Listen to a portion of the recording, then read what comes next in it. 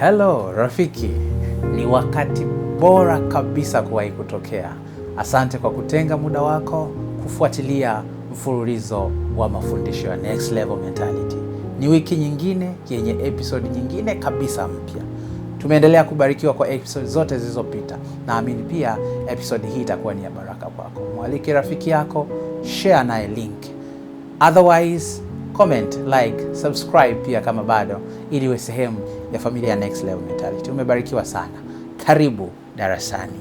Amen.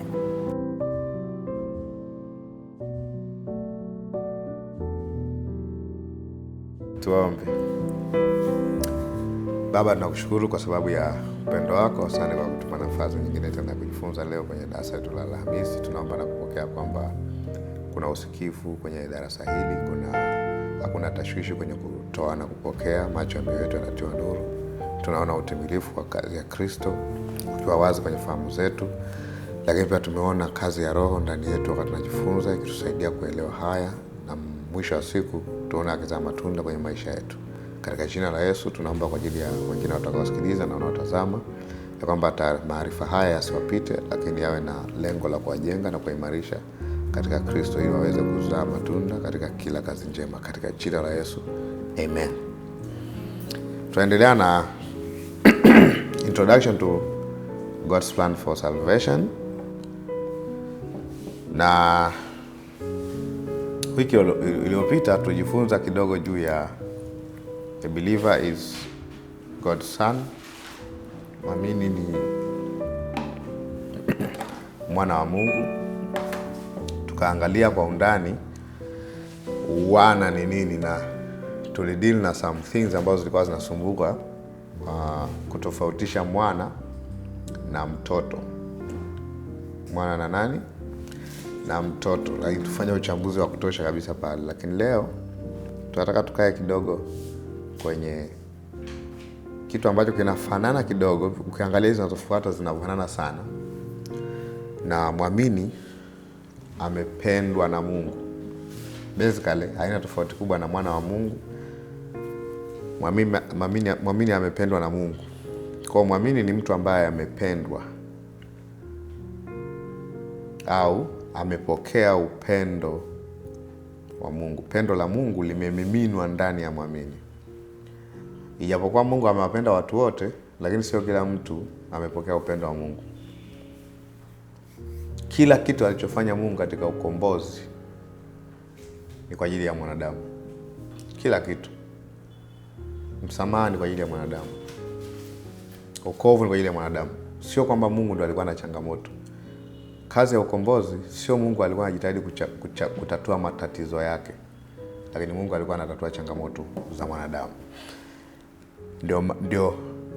Ndio tunaona sisi waamini tukiwa tumelipokea hilo pendo. Tumezaliwa katika pendo la Baba ndani ya Kristo.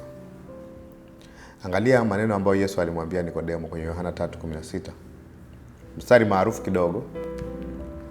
Ukiwa Mkristo utakuwa umewahi kupitia maeneo haya ya Yohana 3:16. Anasema, kwa maana jinsi Mungu aliupenda ulimwengu hata akamtoa mwanawe pekee, ili kila mtu amwaminie asipotee bali awe na uzima wa milele. Angalia, kwa maana jinsi Mungu aliupenda. Kwa upendo wa Mungu umedhihirishwa katika kutolewa kwa Yesu Kristo. Akamtoa mwanawe pekee ili kila mtu, kwa hiyo ni kwa ajili ya kila mtu, amwaminie asipotee. Kwa kutopotea ni zao la upendo wa Mungu, au kupokea uzima wa milele ni zao la upendo wa Mungu. Ni namna Mungu anavyodhihirisha upendo wake kwetu. Kwenye waraka kwa Waefeso sura ya 5 mstari wa 2, Paulo anafundisha kitu cha ajabu hapa kidogo juu ya upendo wa Mungu, ambayo inafanana na ile ambayo tunasoma kwenye Yohana 3:16. Asema, mkaenende katika upendo. Muona mkaenende katika upendo. Waefeso 5:2. Mkaenende katika upendo. Huu ni mwenendo. Kama Kristo naye alivyowapenda ninyi. Kama Kristo alivyowapenda ninyi. Kwa Kristo ametupenda. Si sawa Ametupenda. Kwa ni past tense. Sio atakavyotupenda. Alafu katika pendo la Mungu kuna jambo limefanyika. Huwa anasema not every place where there is giving there is love, but every place where there is love there is giving. Sio kila palipo na kutoa pana upendo, lakini kila palipo na upendo pana kutoa. Kwa sababu upendo wenyewe una motivate kufanya jambo kwa ajili ya watu wengine. Kwa sababu upendo ni kinyume cha ubinafsi, unamwaza mtu mwingine. Nasema alivyowapenda ninyi akajitoa kwa ajili yetu sadaka na dhabihu kwa Mungu kwa harufu ya manukato. Angalia, sadaka na dhabihu hapa actually ni kujitoa kama dhabihu, kama sadaka ya kuteketezwa. Tunaiona hiyo, tunaona kama Yesu ndiye amefanya hivyo, kama alivyowapenda ninyi tena akajitoa. Lakini ukisoma kwenye Yohana 3:16, kwa maana jinsi Mungu aliupenda ulimwengu akamtoa mwanae. Hii kidogo inabidi kushtue kwenye matumizi ya lugha. Mungu aliupenda ulimwengu akamtoa mwanae. Kwenye nyaraka hawasemi Mungu amemtoa mwanae. Kwenye nyaraka wanasemaje? Kristo alijitoa mwenyewe kwa ajili yetu, akajitoa kwa ajili yetu sadaka na dhabihu kwa Mungu kwa harufu ya manukato. Basically, kwa sababu unapotaja Yesu kama mwana wa Mungu ni maelezo ya ushahidi wa macho au Mungu katika mwili anayeshikika. Kwa tunamuita mwana kwa sababu tunamuona akishika. Alikuwa anajitambulisha kama mwana wa Mungu. Lakini mwana wa Mungu niliwaambia maana ya kuwa mwana basically ina maana kadhaa. Maana ya kwanza ni kutokana na, mnakumbuka watoto wadogo ninyi mwatokana na Mungu kama source. Lakini maana nyingine ya kuwa mwana ni mtu mwenye tabia sawa sawa na au quality sawa sawa na, ndo mwana. Ndio maana kusema sisi ni wana wa Mungu, basically tunasema chochote alichonacho Mungu kiko ndani yetu. Hiyo ndio maana nyingine ya neno mwana. Kwa hiyo Yesu alipokuwa anajiita mwana wa Mungu, actually alikuwa kujiita mwana wa Mungu, kuna sehemu alitaka kumuua, kumpiga mawe kwa kujiita mwana wa Mungu. Akasema wewe ambaye ni mwanadamu ajiita mwana wa Mungu. Kwa akasema kwa nini mnataka kumpiga mawe? Kwa sababu umekufuru, wewe ambaye ni mwanadamu wajiita kuwa ni Mungu. Ndio Yesu akaweka defense pale. Akasema wale waliojiliwa na neno la Mungu aliwaita ndinyi miungu, si zaidi yeye aliyetoka mbinguni. Umeona? Kwa basically anasema I am God.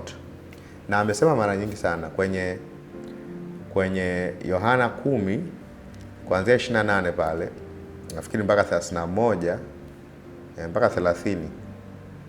Anasema nami nawapa uzima wa milele, wala hawatapotea kamwe, wala hakuna mtu atakayewapokonya katika mikono yangu. Akasema Baba yangu aliyenipa hao ni mkuu kuliko wote, wala hakuna mtu atakayewapokonya katika mikono yake. Akasema mimi na Baba tu moja. Kuonyesha kwamba mimi na Baba ni kitu kimoja. Basically anasema hivi, aliyeniona kwenye hiyo ni Yohana 10, mbele kwenye Yohana 14 anasemaje? Aliyeniona mimi amemwona Baba. In fact, kwenye hiyo 14 Yohana mstari wa kwanza anasema msifadhaike mioyoni mwenu, mnamwamini Mungu, niamini na mimi. What is that? Umeona? So, it's speaking about the same personality. Jesus is God in the flesh. Mungu katika mwili. Tuko sawa Mungu katika mwili. So basically Yesu hajaanzia kwenye tumbo la Mariamu. Sawa Yesu hajaanzia kwenye tumbo la Mariamu. Yesu ametokea kwenye tumbo la Mariamu. Ameapia. Ndio kwenye tumbo la Mariamu ameapia. Wengi wetu tumetokea kwenye matumbo ya mama zetu. Hawakujua tulikuwa wapi before. Na kuna mtu anaye trace alikuwa wapi kabla hajawa kwenye tumbo la mama yake. Lakini tunajua Yesu alikuwepo kabla hajakuwepo kwenye tumbo la Mariamu. Si sawa Kwa hiyo ni appearance. Choosing to be. Niliwaambia kuwa katika mwili ni ginomai. Ginomai. Ni kuamua kwa willingly. Yaani ni choice. Unajua choice ni sisi tu tukizaliwa tu hatuna choice. Hata hivi umekuaje niko hapa? No. That was a choice. Ndio maana unabii ulitangulia, malaika akasema nini. Isaya alitabiri. Kwa kuzaliwa kwa Yesu sio jambo la kushtukiza. Ni choice of God. Ndio maana kwenye Yohana 1:1 anasemaje? Hapo mwanzo kulikuwa neno, na neno lilikuwa kwa Mungu, na neno lilikuwa Mungu. Anasema pasipo yeye hakuna ambacho kingeweza kufanyika. 14 anasemaje? Naye neno alifanyika mwili akaja akakaa kwetu. Neno alifanyika mwili, hilo neno kufanyika mwili, akaja akakaa kwetu. Actually neno kukaa kwetu pale, ukiangalia ile maneno yaliyotumika, ametumia neno la Kigiriki skeno, ambayo actually ni kutabanako, ile kukaa katikati ya watu, ni kutabanako. Actually kuna baadhi ya versions za Kiingereza wanatumia kabisa neno tabanako among us. Kwa kutabanako ni lugha kabisa iliyo kwenye, nafikiri kutoka 25 pale ambapo anasema nijengeeni mahali nipate kukaa katikati yao. Ni promise ya Mungu katikati ya wanadamu. Ni skeno, Mungu kutabana katikati ya watu. Kwa Yesu ni Mungu. Ile unayomsoma kwenye Kutoka ndo huyo ametokea. Yule unayomsoma kwenye Mwanzo ndo huyo ametokea kwenye tumbo la Mariamu. Kwa hiyo sasa iseme Yesu anasema, hivi nimekuaje ulimwenguni? No. Kwa hiyo God chose to come in the world in the flesh. Tuko sawa kwa Kristo alitupenda akajitoa kwa ajili yetu, sadaka na dhabihu kwa Mungu. Paulo ameeleza kwenye Warumi 5 mstari wa 9 hadi 10 pia. Anasemaje? Paulo kwenye Warumi 5:9 hadi 10. Anasema basi zaidi sana tukiisha kuhesabiwa haki katika damu yake. Umeona katika damu yake? Anasemaje? Tutaokolewa na ghadhabu kwa yeye. Kwa yeye au kwa njia ya Yesu Kristo. Maana ikiwa tulipokuwa adui, tulipatanishwa na Mungu kwa njia ya mauti ya mwana wake. Zaidi sana baada ya kupatanishwa tutaokolewa katika uzima wake. Kwa basically katika upendo wa Mungu Yesu Kristo alijitoa kama dhabihu kwa ajili ya dhambi. Na hapo tumepatanishwa na Mungu. Hiyo yote ni kwa sababu ya upendo wa Mungu. Tumepatanishwa na Mungu. Kwa hiyo Yesu ni upendo wa Mungu ndio uliomsukuma Yesu kujitoa kama dhabihu. Kwenye Waefeso 5 tumesoma hiyo. Sadaka na dhabihu kwa ajili yetu. Unaona? Anasema tutaokolewa na mauti yake, maana yake kwa mauti yake au kwa yeye au kwa damu yake. Kwa kufa na kufuka kwake ilikuwa ni kwa ajili yetu kabisa. Ndio maana naona tutaokolewa tukiisha kuhesabiwa haki kwa damu yake. Kwa hiyo inazungumza about kile alichokifanya. Tuko sawa mpaka hapo? Sawa? Kwa hiyo upendo wa Mungu umedhihirika katika kumtoa mwanae. Kwa ajili ya nani? Kwa ajili yetu. Sawa Sawa. Petro wa kwanza 1:5. Petro wa kwanza 1:5. Anasema nanyi mnalindwa na nguvu za Mungu kwa njia ya imani, hata mpate wokovu ulio tayari kufunuliwa wakati wa mwisho. Angalia. Mnalindwa na nguvu za Mungu. Sio tu tumeokolewa na Mungu, lakini tunalindwa na nguvu za Mungu. Kwa huu ulinzi pia ni upendo. It shows how much God cares for us. Waraka wa kwanza wa Petro 1:5.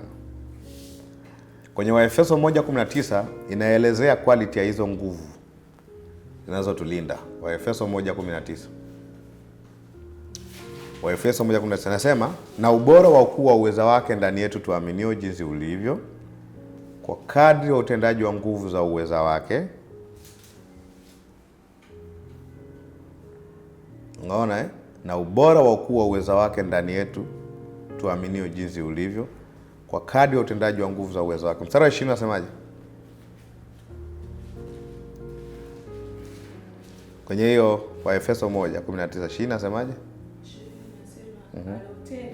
Aliotenda katika Kristo.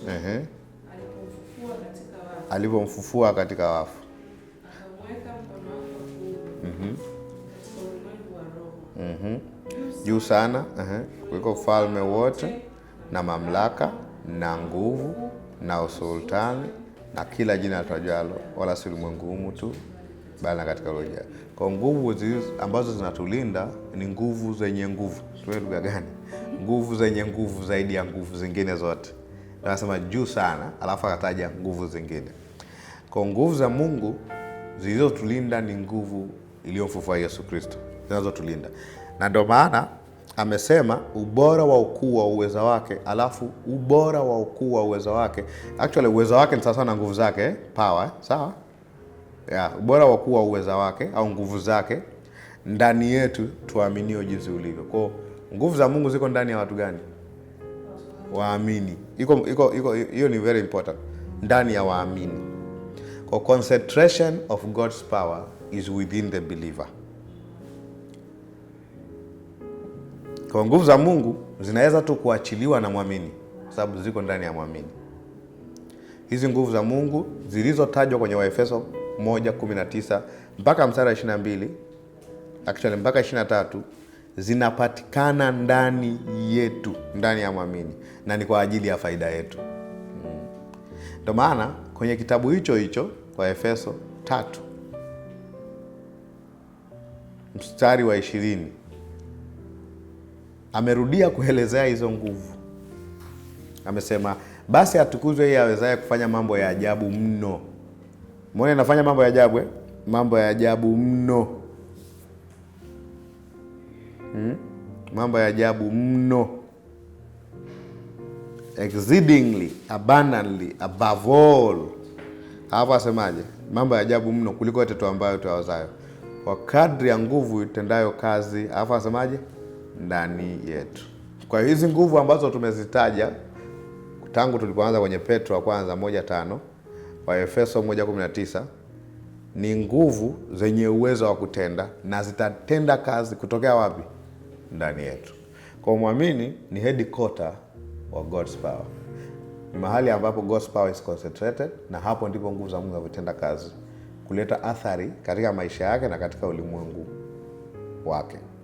Kwa nguvu za Mungu zinatenda kazi hata sasa ndani ya muamini. Baada ya kuzungumzia juu ya nguvu za Mungu, jambo lingine, kwa hizi nguvu za Mungu kama zimeelekezwa kwa kwetu, tunasemaje? Ni upendo wa Mungu uliodhihirishwa.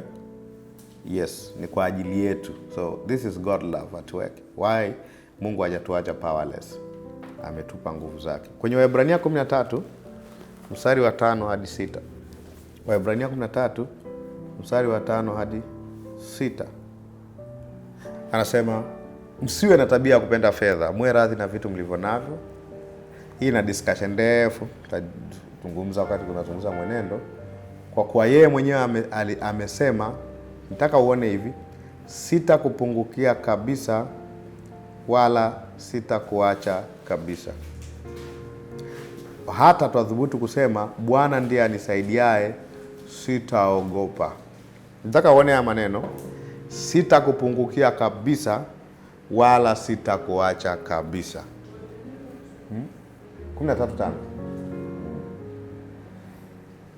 Nasema sitakupungukia kabisa wala sitakuacha kabisa. Kwa kuna kutopungukiwa, hakuna kuachwa. Sitakupungukia kabisa wala sitakuacha kabisa. Hivi vyote ni msisitizo. Unajua Wakristo wengi wanaamini Mungu sijui wanaamini, sijui wanajua.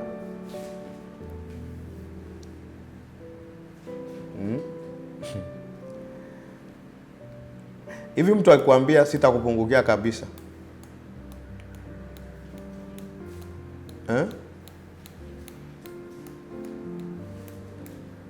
alafu akaweka kabisa,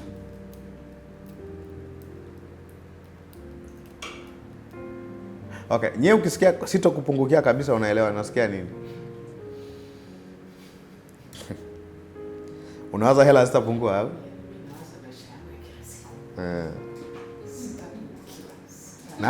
Na hata ukiwaza maisha yako kila siku utapungukiwa tu.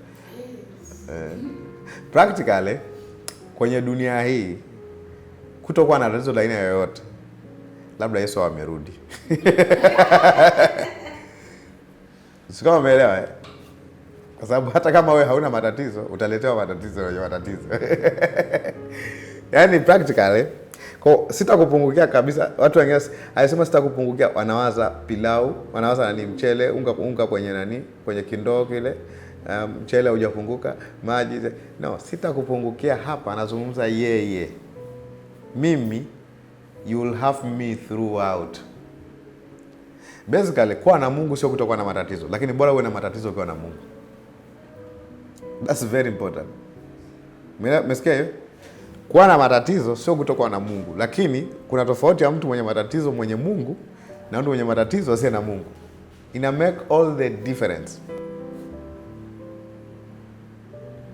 Kwa Mungu ngoja niwaambie siri. Mungu hajawahi kuahidi kwamba maisha hayatakuwa rafu.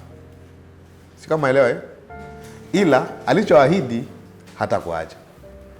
Yeye hatakupungukia. Maana yake you will never have less of me. Yaani mimi kama ningekuwa Mungu ningesema hivi, yani mimi siwezi kupungua kwako, nitakuwa wakati wote. Si kama elewa Kwa hii sitakupungukia. Angalia anapambana na tabia ya kupenda fedha.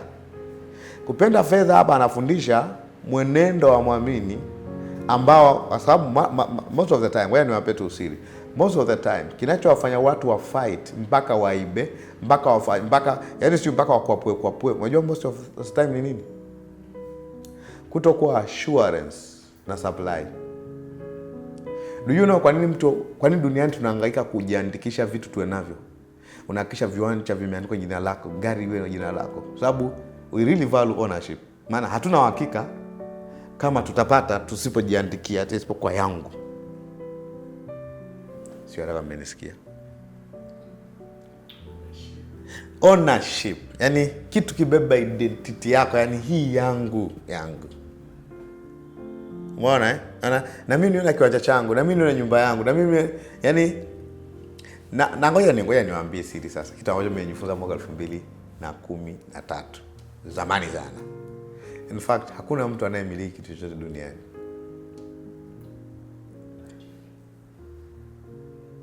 Hapo ulipo humiliki chochote. Mwacho miliki tu ni uzima wa milele ulionao sasa hivi. Hakuna hata mtu mmoja mwanadamu duniani anayemiliki kitu. Ngoja nikwambie, hata mke wangu similiki. Ukitaka kujua nikifa wanaweza kumua mtu mwingine. Nimeanza na hiyo mbaya kabisa.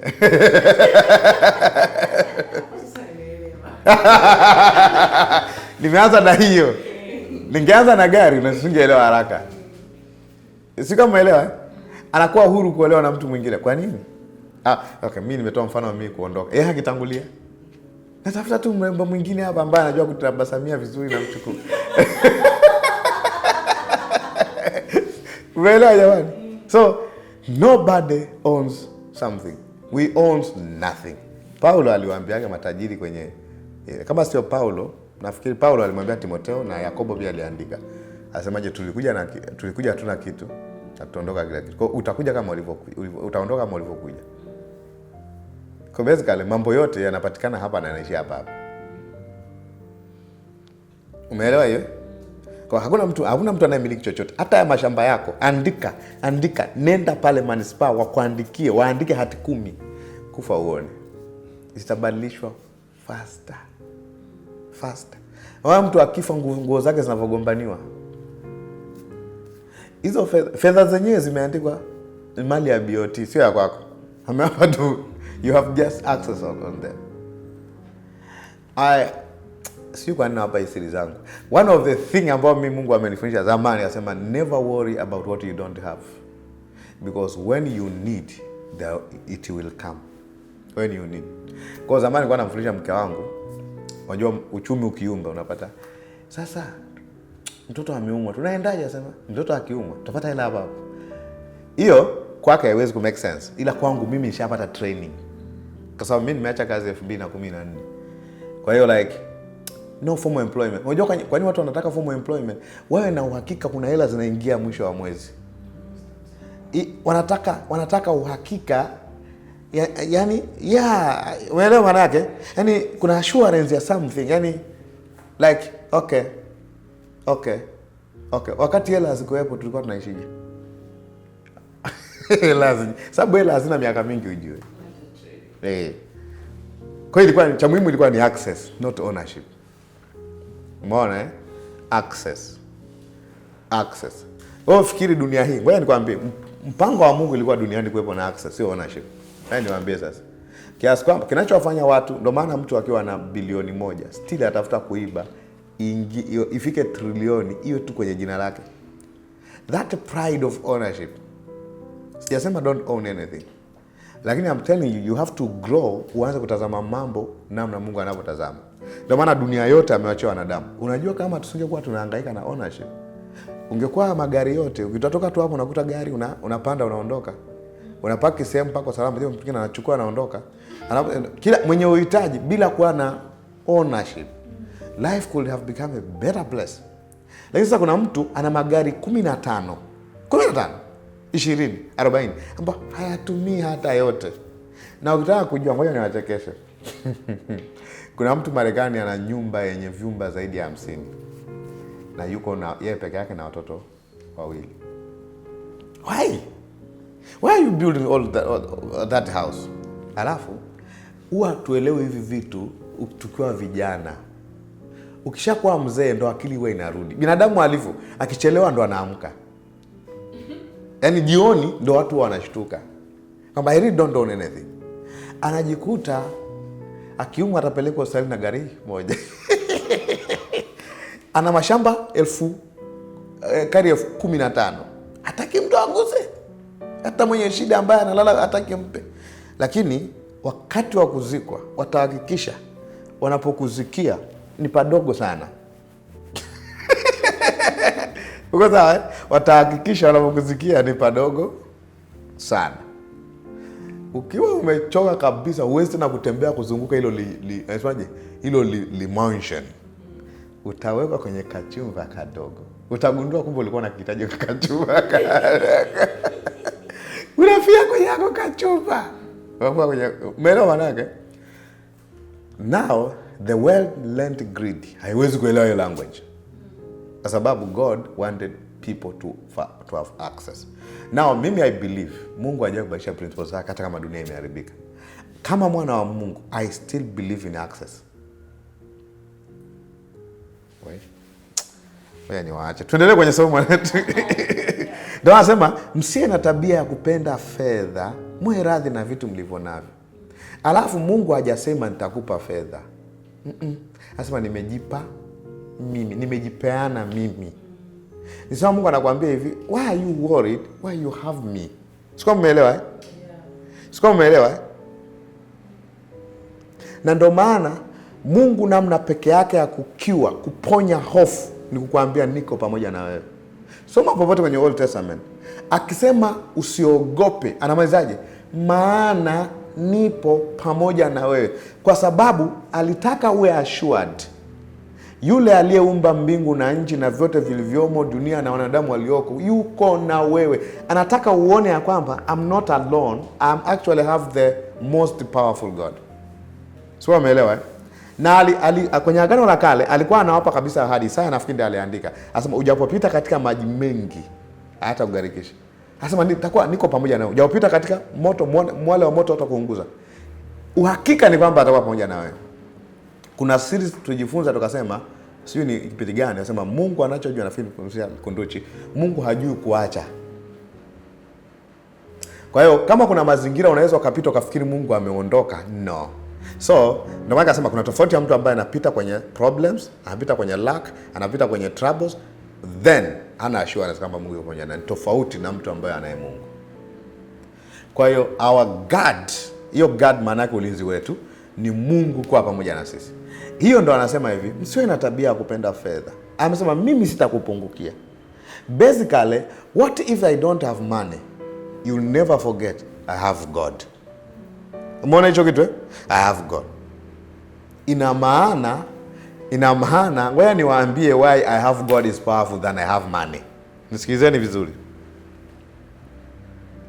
Kwa nini I have God ni powerful than I have money? Nimesema kuwa na fedha ni kitu kibaya? Never caught that. Si ndio eh? Ukinisearch hapo utazikuta. Sawa eh? Kwa sababu ndo medium of transaction and that places but I'm not limited to money. Bwana nikwambie, kuna watu sasa hivi wanatumia mamilioni kumponya mtu mwenye kansa. India. Na mpaka zikaisha. lakini mtu mmoja anaweza akanyanyua mkono, mtu mmoja mwenye Mungu anaweza akanyanyua mkono akatatua tatizo ambalo hata milioni 200 iliyopelekwa India haiwezi kutibu. Umeelewa tofauti? So I have God is powerful than I have money. Na ndio maana mimi namuogopa sana mtu ambaye kila akibraga anataja hela. Sio umeelewa? Like money can do anything. That's not the language of the Bible of a believer. I have God. Sio umeelewa? Okay, kwa hiyo tunaweza tukawa na mazingira yote mazuri kwenye maisha, then yakafika hapa kwenye hivyo vitu na watu na vitu, lakini yote akafika hapa mwisho. Lakini mtu mwenye have God, he can still walk on water. Anaweza kaenda pale ambapo vitu vingine haviwezi kuenda zaidi ya hapo. Kwa hiyo kitu ambacho Mungu anataka ituridhishe ni kujua kwamba tunaye yeye. Sio umeelewa? Mungu amejipeana. Kwa anasema hivi, ili kukiwa tabia ya kupenda fedha na kuwa radhi hajasema usitafute. Kuwa radhi maana yake don't be troubled while you are searching. Iko sawa Yeah, kwa sababu Biblia inafundisha kufanya kazi kwa bidii. Unajua hiyo Yeah, asiyependa kufanya kazi basi asile pia. Kwa hiyo it's okay. Lakini do you know, hata nikifanya kazi yangu haiwezi kuwa my last provider. Kazi yangu ina limitation, si ndio? But God is not limited. Umeelewa tofauti? Kwa hiyo I have God is better than I have money. I have God is better than I have people. I have God is better than I have fame na majina maarufu kwenye simu yangu. I have God is better than na connections. Ni muhimu sana ndugu zangu. Ni muhimu sana. Learn that. Trust yako iko kwenye nini? Mungu. Umeelewa maana yake? Ukielewa hivi, just go and take time to meditate. What does it take to have God? Unaona, ndio maana unapomsoma kwa mfano Yusufu, waandishi wa Biblia wako makini sana akizungumzia attitude zote za Yusufu. Unasema kwa sababu Mungu alikuwa pamoja naye. Hiyo ni attitude, ni muhimu when there is a plenty, when there is lack. Wakati na kila kitu na wakati na chochote. Na ndio maana ngoja nikwambie, Abraham anajua kama Mungu ndio portion yake. Ndivyo wao tunasoma kwenye portion. Wakati wa kuchagua upande wa kwenda, alimwacha Lutu achague. Lutu akachagua mahali penye unono. Unajua kwa nini? Ukienda mahali ukiwa na Mungu ni muhimu kuliko kwenda mahali pasipo na unono bila Mungu. Umeona? Ni afadhali yeye anaona ni afadhali ni walk in love, because I'm not sure of supply. He does the choice like that. Kwa ndo maana Abraham alikuwa yeye, wewe chagua mahali unapoona panakufaa, mimi niache tu hapa. Kwa sababu I have what? God. Na zamani nilijua labda hii maybe hiyo ni instance mojawapo tu ya Abraham. Lakini nakumbuka ya kwamba kuna wakati watu fulani walitaka kumpatia vitu, akasema usije ukasema nimemtajisha nani? Abraham. Nakumbuka ilikuwa ametoka kupiga watu waliomteka nani? Lutu. Sawa? Kwa akaachia vitu vyao, akasema usije ukasema nifanye nini? Nimemtajisha Abraham. Ina maana alikuwa na mentality ya kwamba having God is better than having anything else. And that alikuwa ni mtu ambaye yuko nini? Satisfied. Umeelewa? Hiyo? Umeelewa Kwa nakumbuka sasa, mwe radhi, msiwe na tabia kupenda fedha, mwe radhi na mlivyo navyo, kwa sababu hajasema kwa sababu atakupa fedha. Upewe milioni 10 na kupewa Mungu. Just wait there. Si ndio Kwa hiyo Mungu namna ya kusolve matatizo yao, na nimekuwa nikisema siku nyingi, badala ya kukupa vitu anajipeana yeye. Ndio maana tunamuita Roho Mtakatifu ni msaidizi wetu. Kwa namna Mungu akumsaidia mwanadamu ni kuleta roho wake ndani yake, ni kukaa ndani yake. Kwa huo ndio msaada wetu. Msaada wetu ni indwelling, God coming in you. It means Mungu ndani yako anaweza akafanya makubwa ambayo kuna vitu vilivyoko external haviwezi kufanya. So ninaye Mungu. Mungu sasa hivi yuko ndani yangu. Ina make a lot of sense. Umeelewa Ina make a lot of sense. Nafikiri kuna mtu anaelewa jambo hapa. Yeah. Kwa angalia, kwa katika pendo la Mungu ahadi yake nini? Hata tuacha kamwe wala hata tupungukia. kwa uaminifu wake. Hii ni loyalty. Jamani, sisi ndo huwa tunawaza kama Mungu yuko mbali na tunaimba nyimbo, uko wapi Mungu wangu, uko wapi, njoo niokoe, lakini yuko hapo hapo. Bwana Yesu yuko wapi, njia gani ningekuwa na wote mabawa ukatafute kule, lakini yuko pamoja na wewe kama alivyoahidi. Na ndio maana kwenye Mathayo 28 ile mstari wa 20 anasemaje? Tazama nipo pamoja nanyi hata ukamilifu wa dahari. Ruben Kigame aliimba wimbo mmoja zamani, na aliimba nafikiri na nani? Aliimba na dada Gloria Muliro kama sikosei. Anasema, umeahidi wewe Bwana uniachi, hadi mwisho wa dahari ulisema uniachi. Wewe ni Mungu uliye mwaminifu. Sasa vina vikikaa vibaya samanini, siku zote mimi kwa naimbaga hip hop, sio kwaya. Asemaje? Ninaiweka imani yangu kwako Bwana.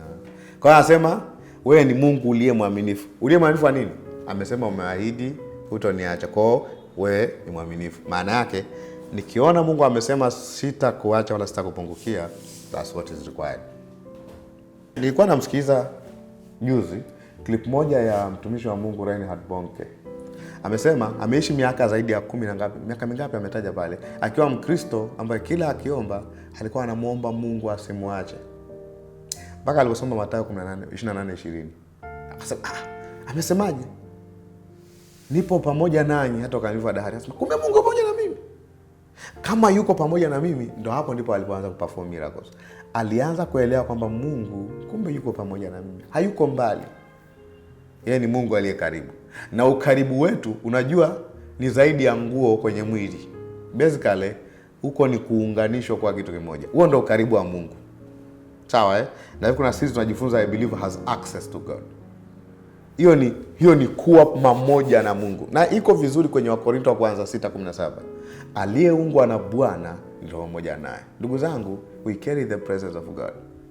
Adui mentality yake wakati wote ni kutufanya tuhisi ya kwamba kuna wakati tunakuwa peke yetu. Na ndio maana kuna watu wana feel uwepo wa Mungu wakiwa kanisani, wakitoka wana feel empty. Hiyo ni kwa sababu tumelink uwepo wa Mungu na hisia zetu. If I don't feel, God is with me. If I feel, God is with me. Kama nasikia vibe, sisikii vibe, Mungu hanipungukii. Hicho ni kitu cha muhimu sana. Never forget that. Never forget that. Yuko na wewe, yani wewe ndio unayebeba uwepo wa Mungu. Kwa hiyo wanasemaga, alipomwamini ndipo Mungu alipo. Kama kuna uwepo wa Mungu kanisani, kwa sababu waamini wapo. Tukitoka linakuwa jengo. Siko sawa Linakuwa jengo la ibada tu. Lakini tukiwepo pale, sisi ndo tuna recharge ile eneo. Then ikawepo na manifestation ya uwepo wa Mungu, watu wakaanza kupona. Sisi ndo tuna recharge ile eneo. Si kama elewa Sisi ndo tunafanya iwepo na visible manifestation. Sisi waamini ambao tuko pale.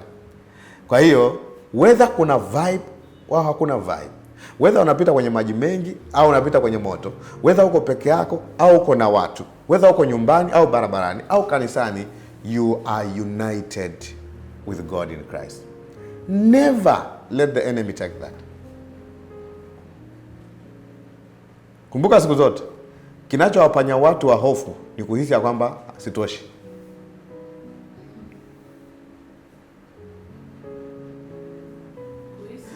Sitoshi in any situation. Nitakupa mfano. Kwa mfano, ukiwa peke yako chumbani, mtu akigonga unaogopa. Ila mkiwa wawili, kwa nini unaogopa?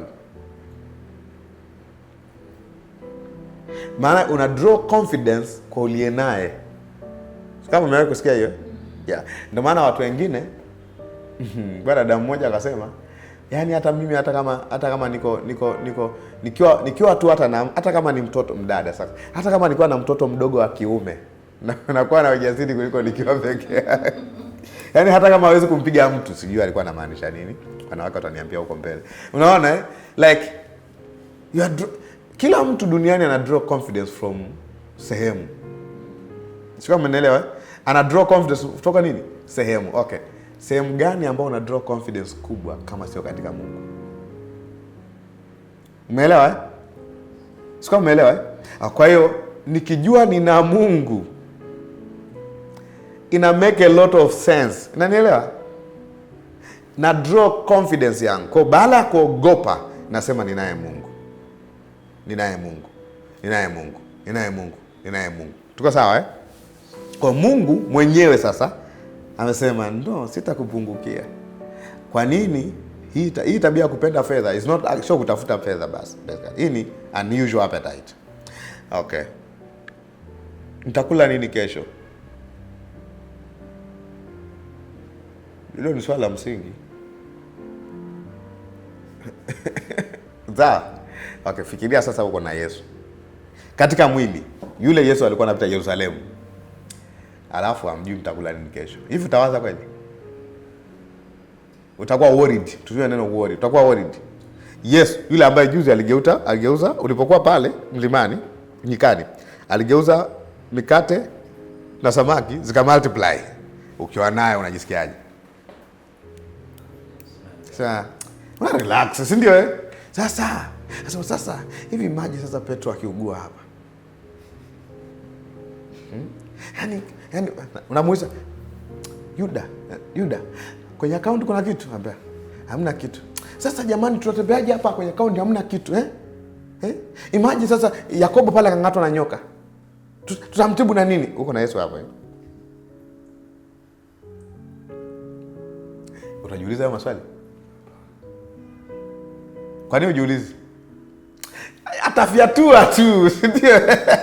Either tutapata hela au atamponya. Like kwa namna yote we will have the answer.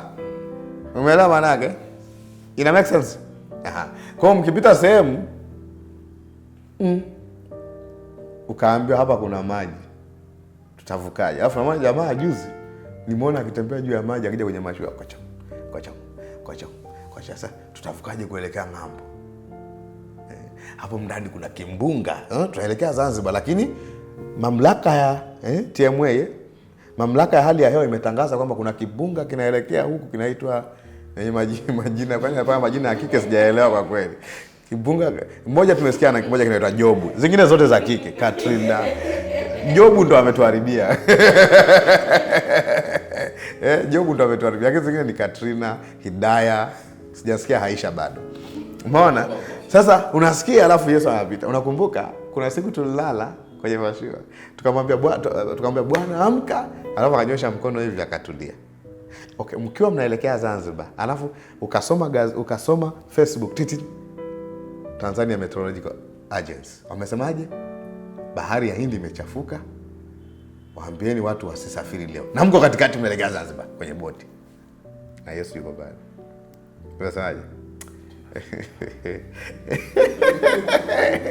Sasa niwaambie kitu. That is what has to be our mentality even now. Kwa sababu Yesu alikufa na akafufuka. Na yuko sio tu pamoja na sisi, yuko ndani yetu hata sasa. Umeelewa maana yake? Umeelewa maana yake? Okay, kama akili yako ielewi basi roho yako isikie. So it make a lot of sense. I have God. Sio sentence ndogo hiyo. So jamani, amesema hata niacha. Sio sentence ndogo, ni sentence kubwa sana. Now that is very important. If you can learn that, na ikawa ndo msimamo wako wa maisha, there is a kind of worry huwezi kuallow kukaa kwenye moyo wako. Watu watakuona hauko serious na maisha.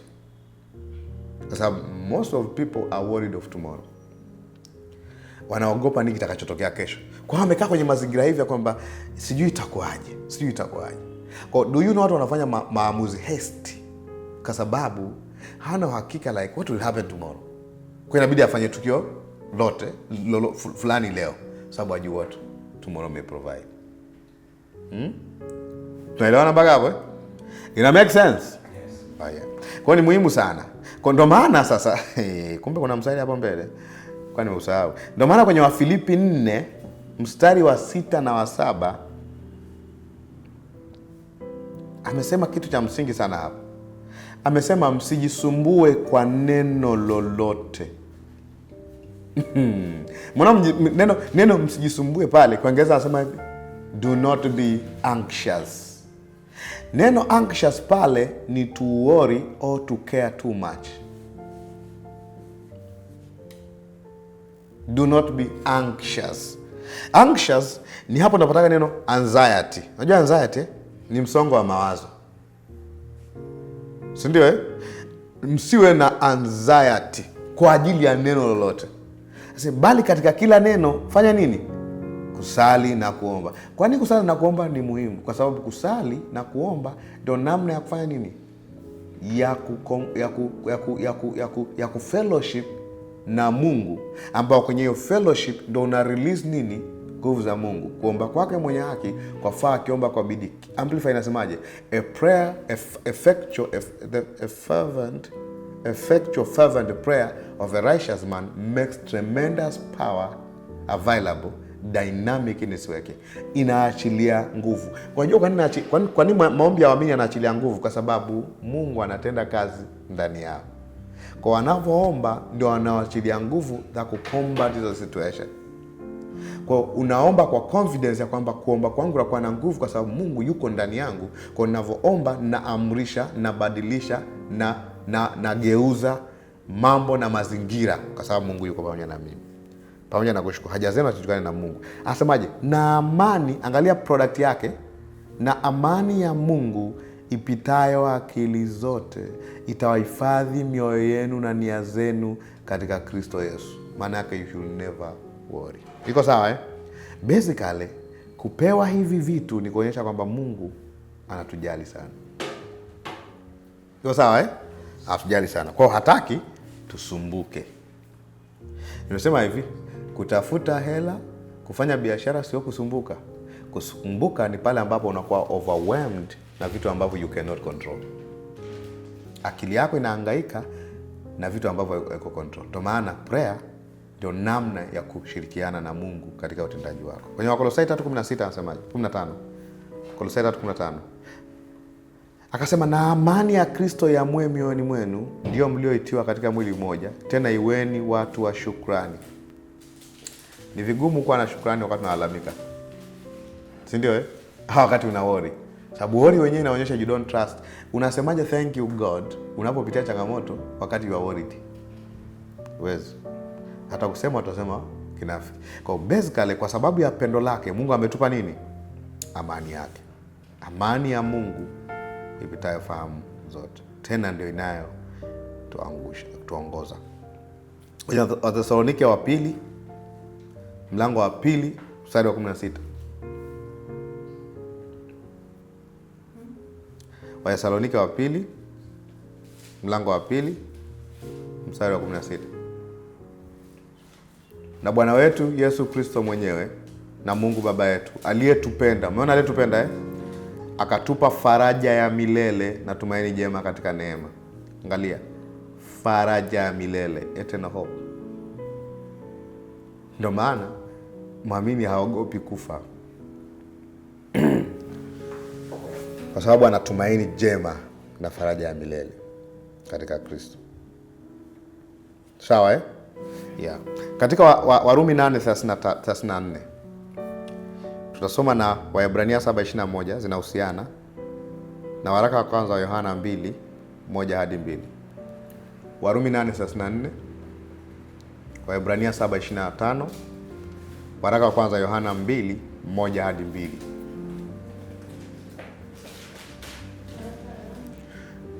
Waraka wa kwanza Yohana 2 mstari wa kwanza na wa pili. Kwanza na waraka wa kwanza Yohana inasaidia vitu vingi sana. 2:1-2.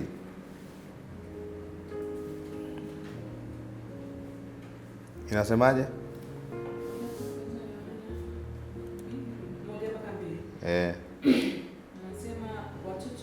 Watoto wangu wadogo nawaandikia haya kwamba msitende dhambi. Na kama mtu akitenda dhambi, tunaye mwombezi kwa Baba, Yesu Kristo mwenye haki. Naye ndiye kipatanisho kwa dhambi zetu. Wala si kwa dhambi zetu tu, bali na kwa dhambi za ulimwengu wote. Okay, actually huu ni mstari ambao huwa ni hatari sana. Dada mmoja aliwahi kumsomea mchungaji wake kama umeanza kujifunza mafundisho potofu. Nielezee. Dada mmoja yuko Babati. Akamwambia mbona hujawahi kunionyesha mstari? Akasema umeanza unasikiza mafundisho potofu wapi? Sasa mstari sio potofu. Huko kwenye waraka kwanza Yohana 2:1-2. Ambia watoto wadogo msitende dhambi. Lakini mtu akitenda dhambi tunaye mwombezi. Basically confusion ya kwanza kwa watoto wadogo. Hawa watoto wadogo sio wakina David, sio wakina Lulu, sio wakina Debra, sio wale wanaojifunza kuongea. Watoto wadogo hapa ni spiritual immature. Kwa sababu barua ilingwa kwa kanisa.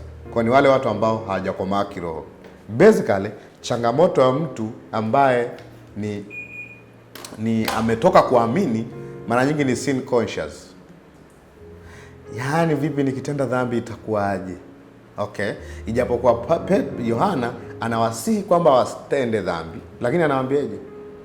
In case mtu akitenda dhambi asiwaze kupoteza nafasi yake katika nini? Katika Mungu, kwa sababu Yesu ana kazi yake inayoendelea baada ya kazi kamilifu, kusimama kama advocate, kusimama kwenye nafasi ya kuhakikisha kwamba you don't lose position, kwa sababu anasimama akiwa bado ni mwenye haki baada ya ufufuo kwa ajili yako. Kwa sio kwamba Yesu ametuokoa tu akapita kule, tukianza kukosea pale inabidi tena tutafute dhabihu nyingine. No, anasimama kama dhabihu ya milele, kama advocate ya kwamba jamani, you don't lose ground with God kwa sababu umekosea. Yet atakusaidia usiendelee kukosea, lakini in case you fall, ukianguka, yeye atafanya nini? Atahakikisha unao usalama katika wokovu wako. Na ndo maana anawaandikia kwenye mstari wa 12 kwenye sura hiyo hiyo, anasema nawaandikia ninyi, akasemaje? Watoto wadogo, kwa sababu mmesamehewa dhambi zenu. Anawaambia mmesamehewa dhambi zenu kwa ajili ya jina lake. Kwa lengo ni kuhakikishia nafasi ya usalama katika wokovu. Kwa hiyo Yesu hajakuokoa jana alafu akaacha kuwa mwokozi wako milele. Amekuokoa na unadumu katika wokovu. Na ndio maana niliwaambia maana ya wokovu, kama mnakumbuka, ni to save, to preserve, to keep safe. Wokovu wa Yesu tofauti na kama kuna mawokovu mengi tuachane nayo, lakini wokovu wa Yesu ni anakuondoa katika hatari. Iko sawa eh? Anakuondoa katika hatari, si ndio? Alafu anakutunza usirudi kwenye hiyo hatari. Anahakikisha usalama huko. Kwa sababu kazi ya mwokozi ni kama kazi ya mfalme. Sawa, wafalme zamani walikuwa waitwa soter, SOTER, ambaye ni mtu anayelinda watu wake baada ya kwamba amepigana vita, akawakusanya watu wake kwenye usalama. Huwa anaacha kulinda? No, mfalme ana duty ya kuhakikisha watu wake wanaendelea kwa nini? Safe. Kwa wokovu wa Yesu ni wokovu wa mfalme ambaye amewakomboa watu wake. Ndio maana inaitwa ukombozi. Amewakomboa watu wake katika utumwa, lakini huwezi kukomboa katika utumwa na usiwatunze na usiwalinde zidi ya hatari. Si ndio eh?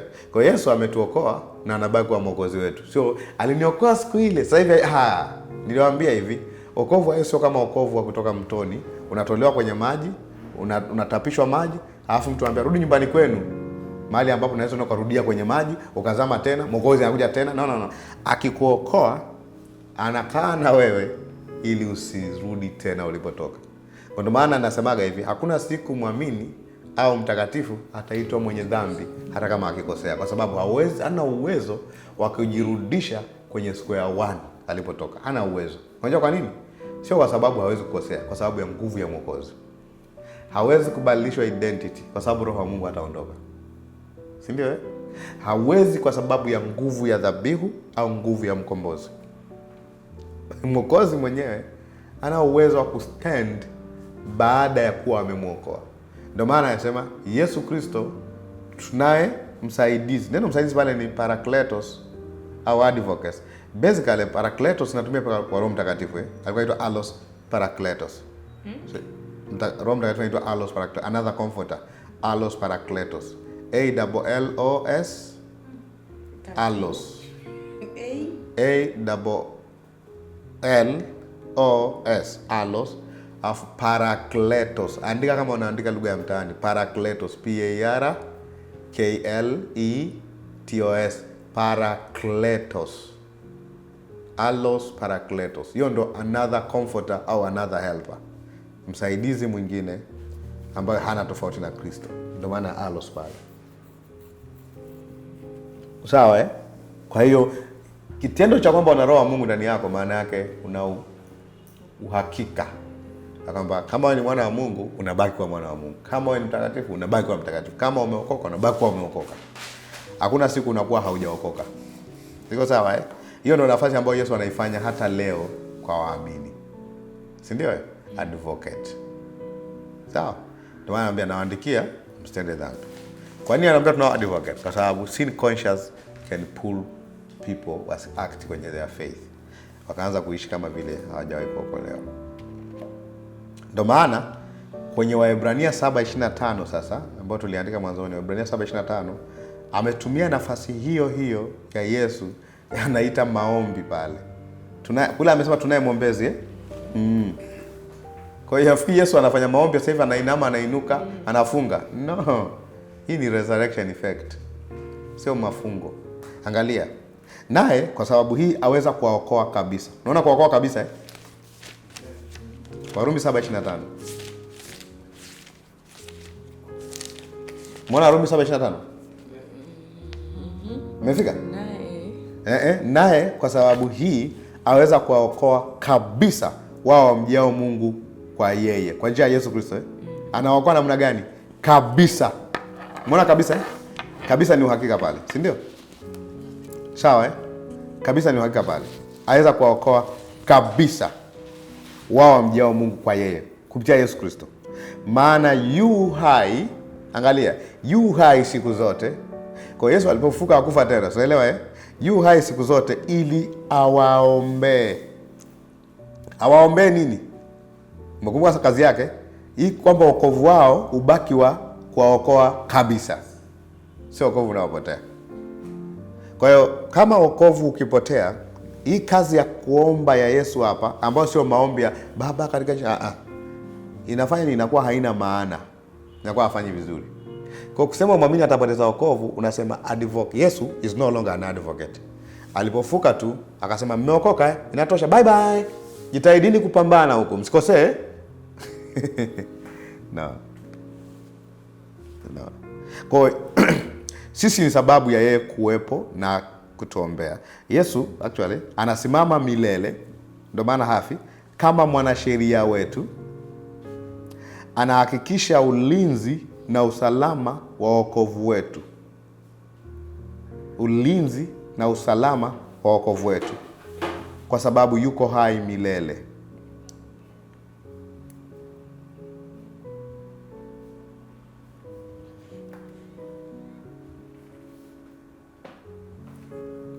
Twende kwenye Warumi 8:34. Thank you Lord Jesus. Umefika 8:34. Inasemaje? Ni nani atakayewahukumia adhabu? Kristo ndiye aliyekufa. Si sawa hiyo? Okay. Naam, zaidi ya hayo amefufuka. Si sawa kwa ajili yetu? Tungesema ameishia hapo. Anasemaje? Naye yuko mkono wa kuume wa Mungu. Nini anachofanya kwenye mkono wa kuume wa Mungu? Tena ndiye anayetuombea. Jamani, huwa tumii mistari kwa ile ya prayer point Ukitaka kuangalia neno anayetuombea pale sio desis au diomai ambayo inatumika kwa ajili ya maombi. Ni neno la Kigiriki entugchano. Ngoja nikuonyeshe kidogo hapa. Tunaweza kucheka haya maneno yote tuliyosoma. Kwa mfano, ukirudi kwenye ile waraka kwanza Yohana 2, ule mstari wa kwanza, advocate pale ambao ni mwombezi, parakletos. Maana yake, maana rahisi kabisa ya parakletos ni imetumika, ina maana kadhaa: an intercessor, a consoler, advocate, a comforter. Okay, kwa mazingira hapa ni maombi Kiingereza wameset nini? Neno advocate. Sawa King James Version wametumia neno advocate. Sawa Sawa? Kwa sababu kuadvocate sio kuomba. Kuadvocate ni kusimama na vifungu vya sheria na kuonyesha kwamba huyu hastahili kuhukumiwa. Ndio kuadvocate. Hanyuma mnaonaje? Advocate anasimamia client wake jamani. Ni mtetezi na anakuwa na hoja za kutosha. Naomba niulize, hoja ya kutosha ya kwamba muamini hata hukumiwa milele au hata poteza wokovu ni nini? Yule aliyekufa anaishi na kwa nini kuishi kwake? Ni kuonyesha kwamba jamani, mimi nimemaliza. These are the sign. I died for their sin and I'm alive as holy. So they are as I am. Si ndio Sababu yote niliyopitia ni kwa ajili yao. Kwa anasimama kama advocate ya kwamba jamani, ikitaka kwa hukumu hawa inabidi kwanza ureverse nilichokifanya. Iwe Yesu hajawahi kufa kwa ajili ya dhambi zao. Kama dhambi zetu zitatupeleka motoni, Yesu haikuwa na haja ya kwenda kuzimu. Iko sawa Tuelewana mpaka hapo?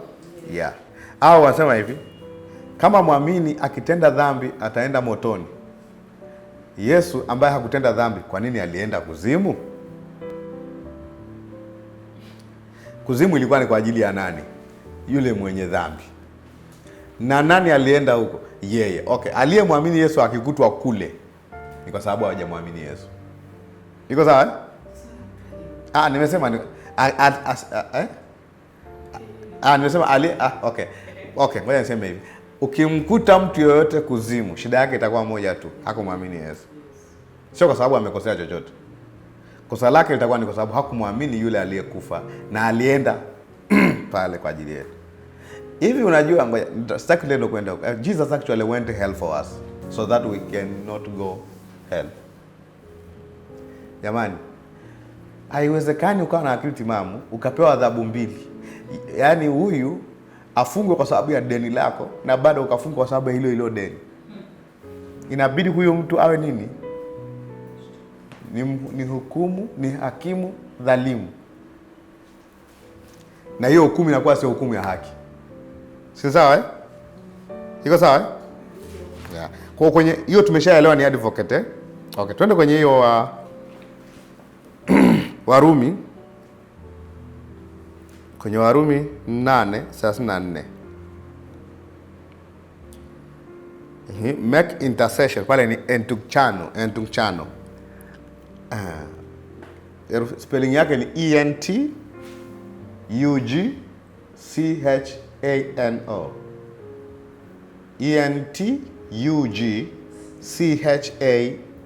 ENTUGCHANO. Entukchano.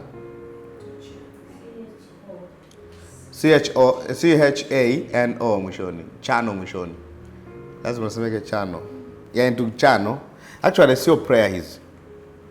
Sababu ukiangalia kwenye Strong Defense anasema hivi, to chance upon, that is by implication to confer with, by extension to entreat, in favor or against, deal with or make intercession. Angalia, to confer, by extension to entreat, in favor or against. Ni kama unasimama in favor or against somebody. Okay, naomba niulize, kwa habari yetu Yesu anasimama in favor for us or against us? In favor for us. Ndio kazi anayofanya kwa sababu ametufia. Ndio anasema Kristo ndiye aliyekufa. Kwa Yesu ndiye anayeweza kufanya intercession hapa. Sasa unajua intercessors pia walichukuaga hii.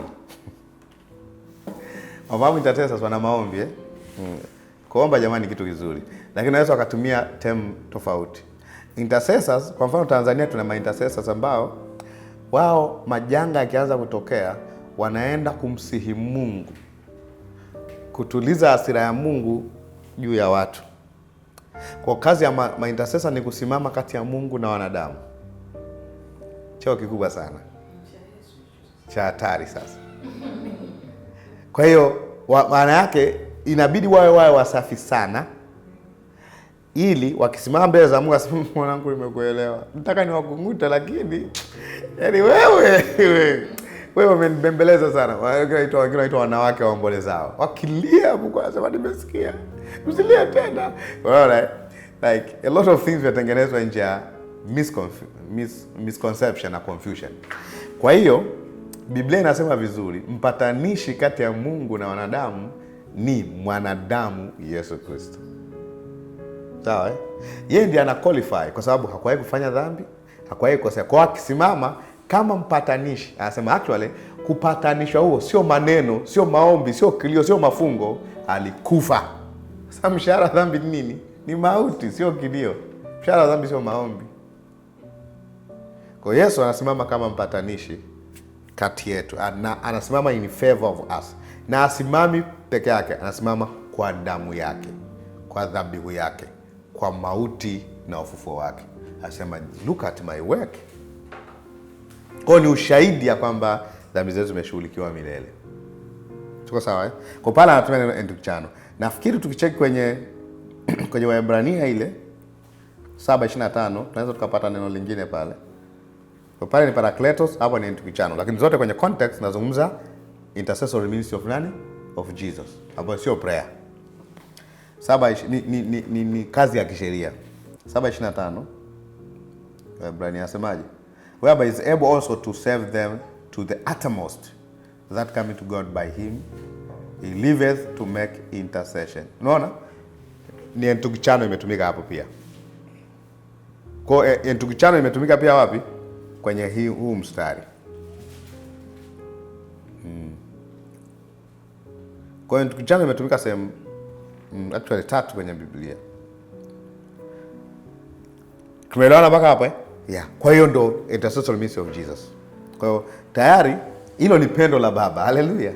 Ni pendo la milele, la kutunza milele. Yesu anasimama kama ushahidi ya kwamba unatunzwa na Mungu.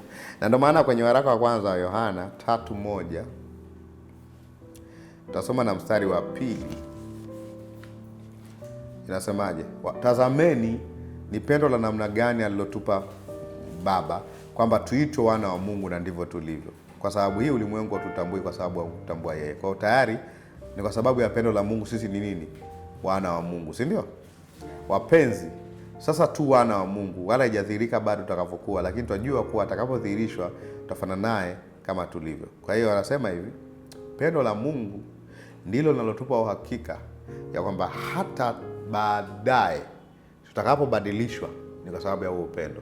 Huko kubadilishwa na uzungumzwa hapa, kama ukisoma kwenye sura za nyuma, yanazungumzia katika ujio wa Kristo. Wengine wanaita kuja kwa Kristo mara ya pili, ambapo yanazungumzia specifically kubadilishwa kwa miili, wengine wanaita unyakuo. Sawa Kwa yote ni kwa sababu wewe ni nani? Mwana wa Mungu, uko katika pendo la Mungu. Na pendo la Mungu huwa hata kifo hakiwezi kutenganisha. Unaelewa Kwenye hiyo sura ya 8 tuliyosoma kuanzia 38 39 Warumi, anasema je, ni nini kitakachonitenga na upendo wa Mungu? Je, ni mauti? Je, ni uzima? Je, ni liopo? Je, aliyojayo? Je, aliyoko chini? Aliyo juu? Je, ni malaika wenye mamlaka? Hakuna. Basically ni kuonyesha kwamba pendo la Mungu lina uwezo wa kututunza milele. Lina deal na hali zetu zilizopita, zilizopo na zijazo. It covers everything. Huu ni upendo wa ajabu sana.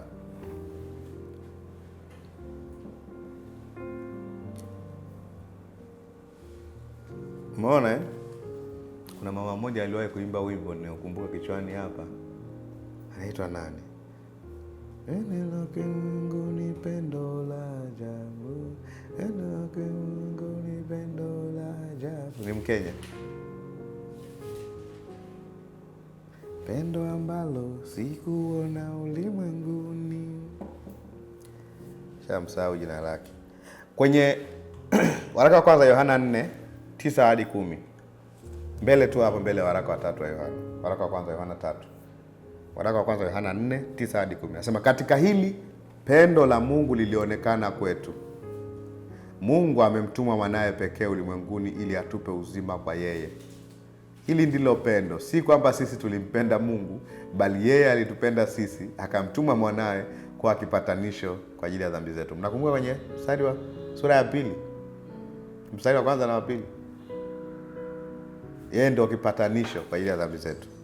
Kwa hiyo kwa sababu ya upendo wake kwetu, hata Mungu alimtuma nani? Mwanae ulimwenguni akafa kwa ajili ya dhambi zetu, ili tupate uzima kwa nani?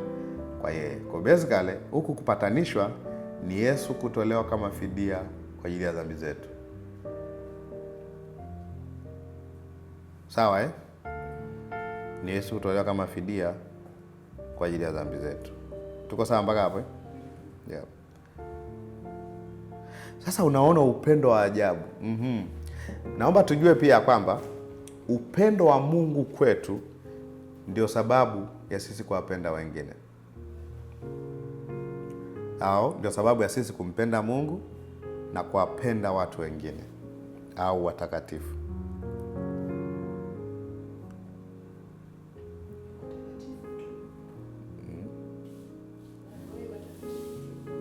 Nimesema watakatifu kwa sababu maalum kabisa. Maandiko yanamsitiza zaidi kuonyesha upendo wako watakatifu. Haujawahi kusoma hiyo? Au nimesoma kichwani? Hujawahi soma Galatia 6:10?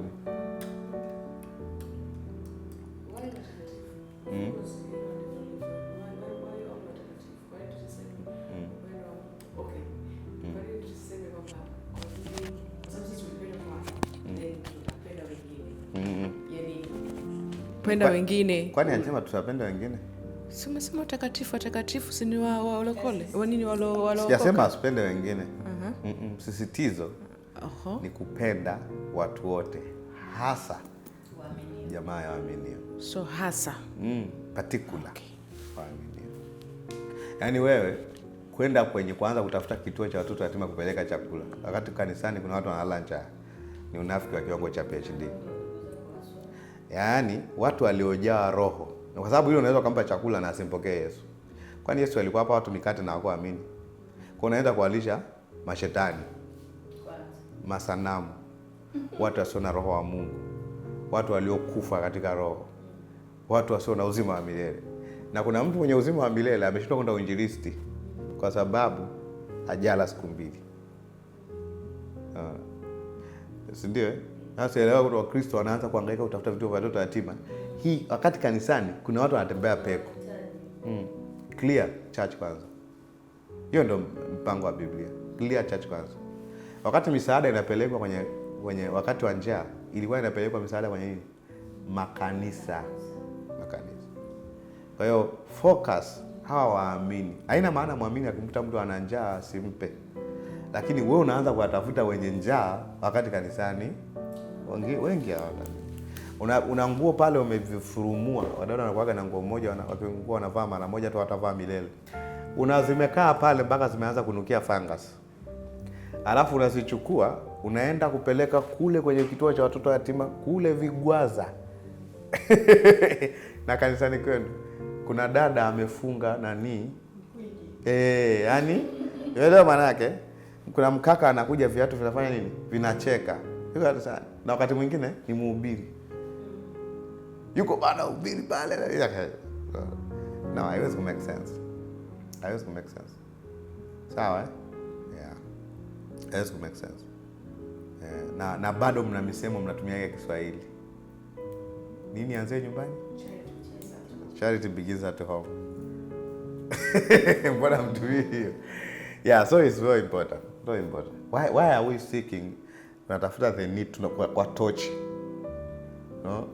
Unatafuta kule una mashirika ya kusaidia watu ambao hawawezi kulipa ada. Kanisani hawafaidiki na hii. Na ni waamini kabisa. Wamejazwa roho. Wanena kwa lugha.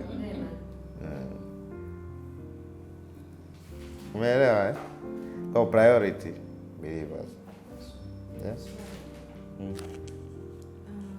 Tulikuwa tunaangalia hapa kwamba tulikuwa tunachambua ile dhana ya kwamba sisi muamini ni amependwa. Tumeenda tukawa tunaangalia hizi mistari Roman 8:34, Hebrews 7:21, 1 John 2:1-2. Tumeona kwamba hiyo kwamba muamini hata kama akitenda dhambi, ambapo tukaangalia pale kwenye maandiko kwamba ni watoto wadogo ambao ni immature, spiritually immature, so kwamba walikuwa hawajaamini. Kwa maana waliamini, sema walikuwa na mwenendo wa ile sin conscious. Lakini kwenye kuchambua tumeona kwamba kuna kipengele ambacho ulisema aros parakletos, ambao ni intercessor. tukirudi huku nyuma si sehemu gani, lakini katika Yohana 15, Yohana 16:7. Nikisoma kwenye version ya Kiingereza kuna kitu anapata, naona kama kuna neno intercessor imeingia tena. Yohana 16:7. Ambaye anasema, however, I'm telling you nothing but the truth. When I say it is profitable, I'm a good advantage for you that I go away, because if I do not go away, the Comforter, intercessor. Kwa hicho tunachokiongelea hapa intercessor is the same thing that kwenye 16:7. Ni kitu chocho kimoja. Si Roho Mtakatifu? Okay. Shida ni nini hapa? Shida ni kwamba umesema anatuombea, is advocate. So anaituombea ni Kristo. Kwa maana yeye ni kama ni advocate. Sasa kama ni Kristo, then unasema ni Holy Spirit here. Roho Mtakatifu nani kwani? Acha kunichanganya. Roho Mtakatifu nani? Wewe kweli umechanganya. Roho Mtakatifu ni nani kwani? Okay. Wewe unajuaje utatu na uelewaje kwanza? Maana sisi ikawa na utatu na miungu mitatu. Hapo labda hapo uanze kunielezea huu utatu. Then ndio naweza nikaconnect na hapo. Do you know, kila siku nawaambia kuwa na Roho Mtakatifu ndani yako ni ushahidi wa kwamba chochote ambacho Mungu anataka kufanya ndani yako ameshakifanya. Ni supply ya Mungu ndani yako. Kwani Mungu ni nani? Unamwonaje Yesu, Baba, Mwana na Roho Mtakatifu?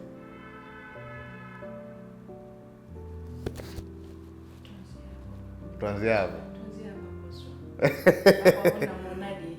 Kwani tusubiri tujifunze kwenye tabia halisi ya Mungu? Okay. Yesu na Baba unatofautisha. Unaelewaje Yesu na Baba? Tuanze na hao wawili kwanza. Hata ukitoa moja kwa moja Yesu na Baba. Tuanze hapo. Unachanganyikiwa hapo. Yesu anasema Yohana 14. Sababu Yohana anasema naondoka, alafu Yesu anasema nitaondoka. Kwanza alisema nitaondoka alafu nitarudi. Alafu baadaye akaanza kubadilisha akasema nikiondoka atakuja. Okay, nani atakuja? Holy Spirit. Okay. Na yeye alisema nikiondoka nitakuja.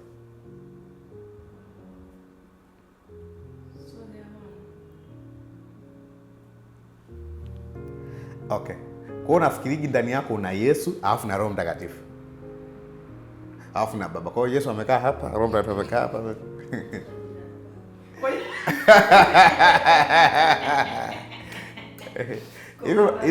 Hivyo ajua hata kwa bahati mbaya wewe usema nikisema kwa jina la Baba na la Mwana na Roho Mtakatifu. Umewahi kusikia nikisema? Yeye maneno. Okay, unajua kwa nini kwanza? Hiyo kutumia kanuni ya uchambuzi, tunajua kanuni ule uchambuzi wa maandiko. Imetajwa mahali moja tu wote pamoja. Ni kwenye Mathayo 28. So kumbuka hivi, kuwabatiza katika jina la Baba na la Mwana na Roho Mtakatifu. Na zile na pale ni kai sio de. Kwa ni Baba, kai, Mwana, kai, Roho Mtakatifu. Unajua maana ya kai? Kai maana yake nini? Explanation ya huyo Baba ambaye ni Mwana ambaye ni Roho Mtakatifu. Sasa imeisha hapo. Okay, kwa Baba tunamterm as God, the source, the author of everything. Sindio Sindio? Alafu Mwana incarnated katika mwili. Alafu Roho Mtakatifu, the same God, fellowship with us. Basi. Iko sawa Iko sawa? Kwa nikiwa na Roho Mtakatifu nasema Mungu yuko ndani yangu. Yes. Yesu yuko ndani yangu. Yes. Ndio maana yake. Mzee mmoja alinisaidia, askofu mmoja akaniambia, usichanganyikiwe kabisa. Sasa baba asubuhi kaja amevaa rangi ya zambarau. Mchana kaja amevaa nguo nyeupe. Anasema mchana kaja amevaa nguo ya kijani, afu jioni anakuja amevaa nguo nyeupe. Anasema nao baba watatu. Ni baba yule. Hiyo ndo maana ya utatu. Na ndo maana ina mambo mengi tutajifunza kwenye Knowledge of God. Nitasema tu kama summary, wala anayesikiza asikwazwe kwa sababu summary wasipendagi, lakini natoa summary afu mwishoni nitaelezea. Na ndio maana hata Yesu wakati anaongea alikuwa anahakikisha watu kwamba yeye ni Mungu, anahakikisha kwamba yeye ni Mungu. Na aliulizwa, ngoja nikuonyeshe sehemu moja hapo tu. Kwenye Yohana 14. Yohana huyu ambaye ametumia advocate ndiye aliyetumia tena kwenye injili yake Yohana 14. Okay, tunaweza kusoma kuanzia mstari wa kwanza. Tutembee tu, alafu nitakuwa nawapa signal. Yohana 14 mstari wa kwanza. Mwenu mnamwamini Mungu, niamini na mimi. What is that? Biblia inafanya imani juu ya miungu miwili. Niamini na mimi. Okay, anasemaje? Nyumbani mwa Baba yangu mna makao mengi, kama sivyo ningaliwaambia, maana naenda kuandalia mahali. Basi nikienda kuandalia mahali, nitakuja tena niwakaribishe kwangu. Nyumbani mwa Baba yangu kwangu.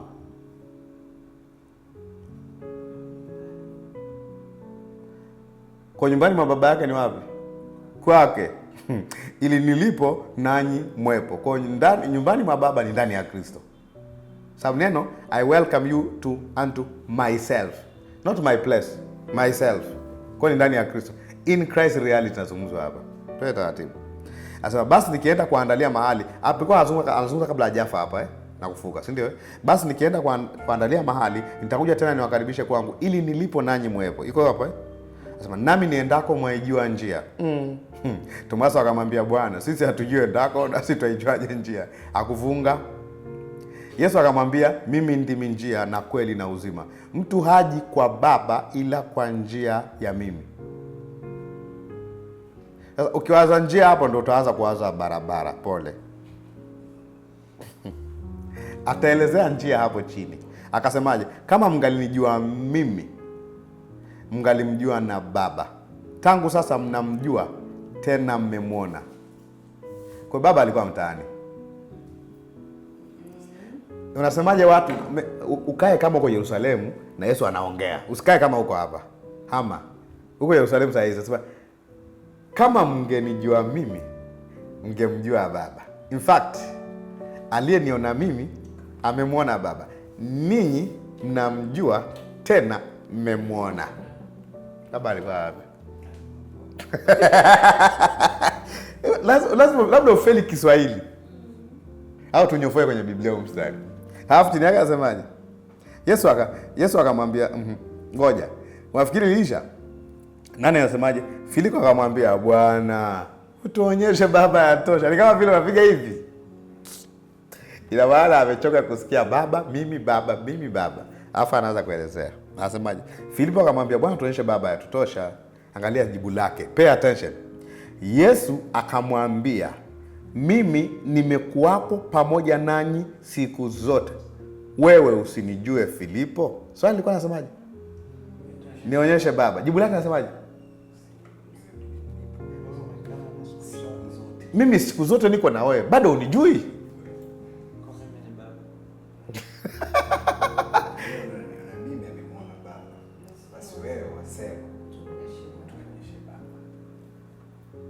Kwa hiyo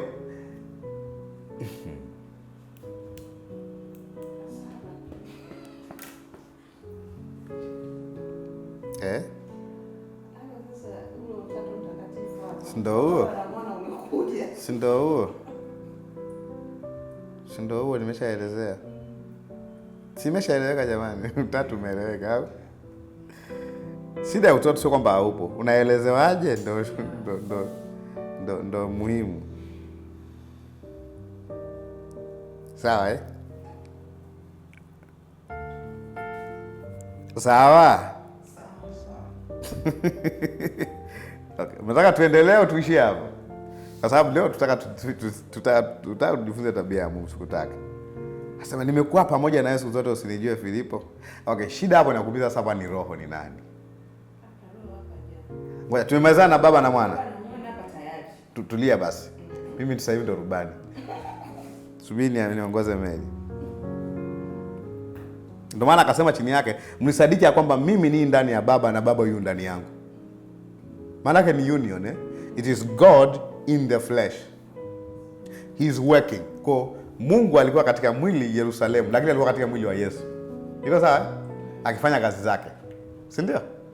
Sawa Kwa Mungu anaweza akachoose kwa ndani ya mtu mwingine at the same time. Akawa mahali pengine. Mtu mmoja aliniuliza, sasa wakati Mungu alikuwa ndani ya Yesu katika mwili, Sasa dunia nani alikuwa anaongoza nani wakati Yesu alikuwa? No. Mungu hawezi kuwa limited. Anaweza kaa hapa, akiwa hapa. Ndio maana yuko ndani yangu, na akawa ndani yako, na akawa ndani ya mwingine, na akawa Marekani, na akawa anamsaidia nani, ngoja nitumie mfano. Akawa anamsaidia mwingine asipate ajali hapo Ziwa Victoria, na mwingine anakwepa risasi pale nani Marekani.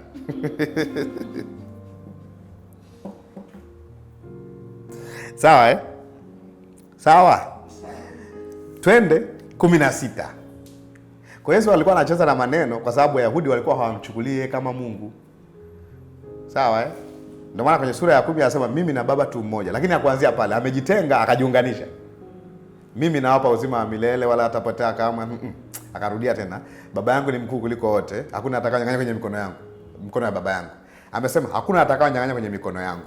Alafu akasema hakuna atakayonyang'anya kwenye mikono ya Baba yangu. Alafu akasemaje? Mimi na Baba tu mmoja. Iko sawa Twende hapa 16. Asema mimi nitamwomba Baba naye atawapa msaidizi mwingine ili akae nanyi hata milele. Anasemaje? Ndiye Roho wa kweli ambao ulimwengu hawezi kumpokea kwa sababu, angalia, kwa kuwa haumuoni wala haumtambui, bali ninyi mnamtambua, maana anakaa kwenu. Alafu baadaye itakuwaje? Naye future atakuwa ndani yenu.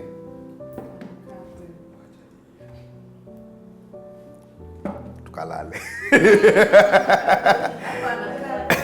Sasa hivi anakaa kwenu, mnamjua Roho Mtakatifu, si ndio? Anakaa kwenu. Lakini hayuko ndani yenu. Lakini baadaye atakuwa ndani yenu. Because the Spirit is the work of Christ in the believer. Shida nini?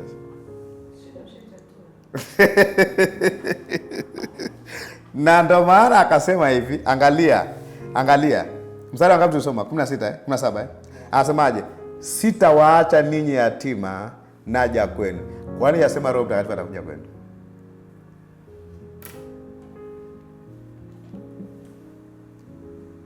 Okay, ni sana kusema sitanawaacha ninyi yatima, nawaachia Roho Mtakatifu. The same, sama. Kitu kile. Sitanawaacha ninyi yatima, naja kwenu. Lakini maombi aliomba juu, atawapa msaidizi mwingine. Yafaa mimi niende alafu yo aje. Maana yake nini? Nikiwa hivi you really not enjoy, let me be in. Ina faida sana kwa ndani kuliko kwa Yerusalemu na ponya mwingine pale na kule mnahangaika.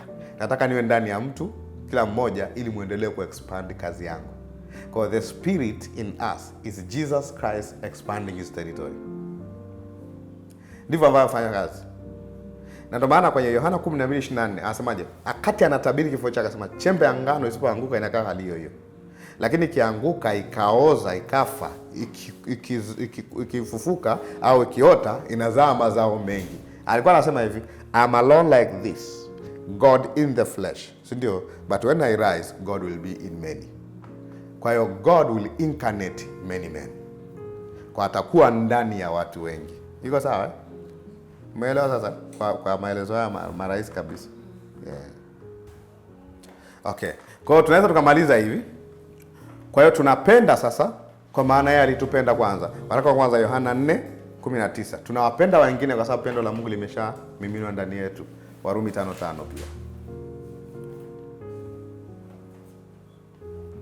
Sisi twapenda kwa maana yeye alitupenda sisi kwanza. Waraka wa kwanza Yohana 4:19. Waraka wa kwanza Yohana 4:21.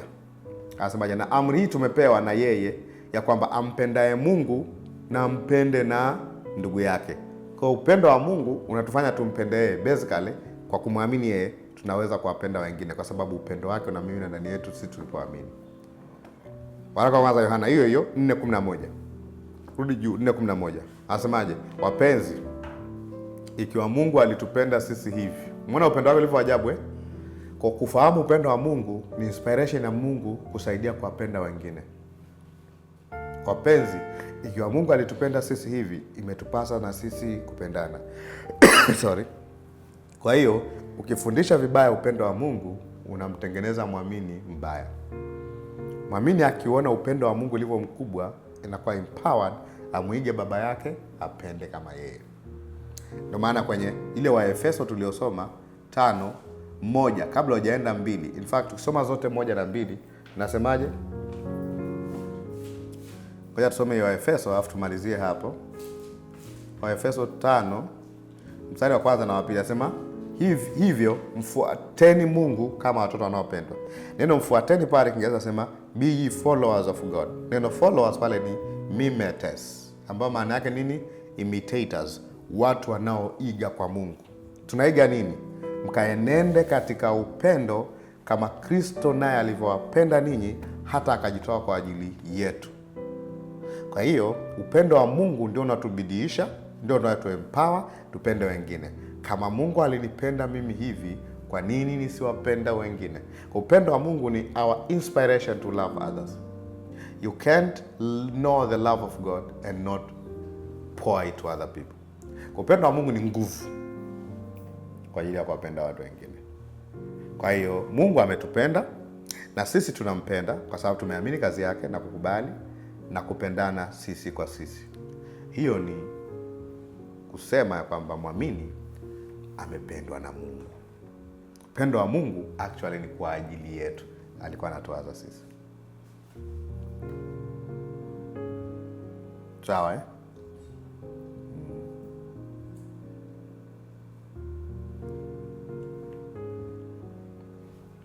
Naweza kuomba. Kwa upendo wa Mungu la ajabu sana. La ajabu sana.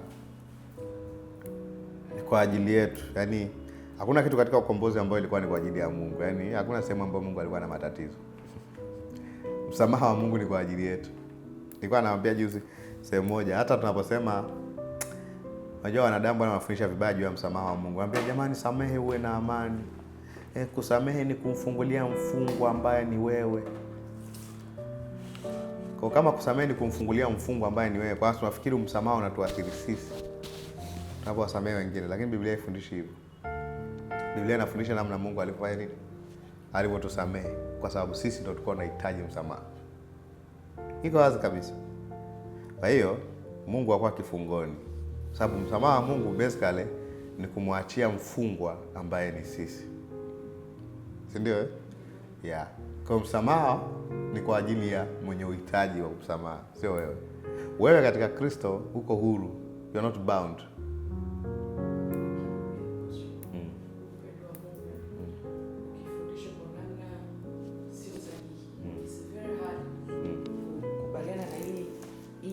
Verse ya Ephesians 5:1-2. How could you imitate something that haukielewi? Yaani unawezaje kuprovide kwa mwingine? Ndio maana nimesema hivi, ukifundisha vibaya msamaha wa Mungu umemharibu muamini kitabia. Kwa sababu anatakiwa kujifunza kwa baba yake. Ndio maana sio nasema hivi, hata ukifundisha tabia ya Mungu vibaya unamtengeneza Mkristo mbaya. Unajua kwa nini Wakristo wanapenda kuua? Na wanasema usiue lakini wanaua wachawi. Sasa sijui maana yake nini. Maana kusikia mtu anasema Biblia inasema usiue lakini usiku ninachinja, ninaharibu, ninateketeza watoto wao, ninaondoa na uzaoji wa nchi, hawataona asubuhi. Umewahi kuona? Adui zako wote waangamie, piga fire. Wasikia kesho kuna mtu kafa, anasema niliwaambia mimi sio mtu wa mchezo.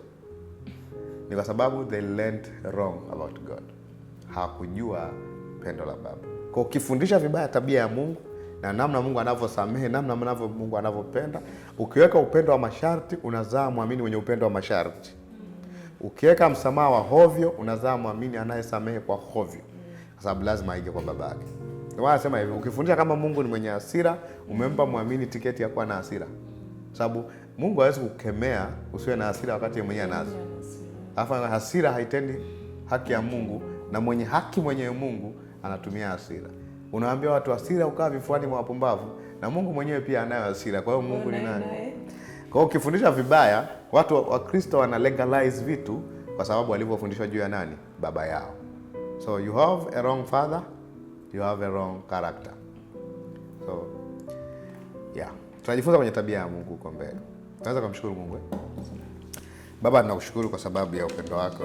Asante kwa kutupa nafasi tena ya kujifunza hapa.